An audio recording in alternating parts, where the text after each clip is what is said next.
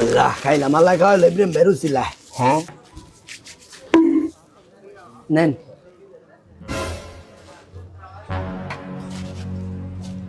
কি ব্যাপার হ্যাঁ খাইয়া দোয়ান তো বাড়িতে এলাম না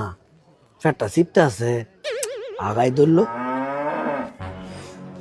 এ ভাই হ্যাঁ বাজার রুটি গেছিলাম মানে ফ্যাটটা মুসরত আছে লেফটেনের কোনো ব্যবস্থা আছে ইমার্জেন্সি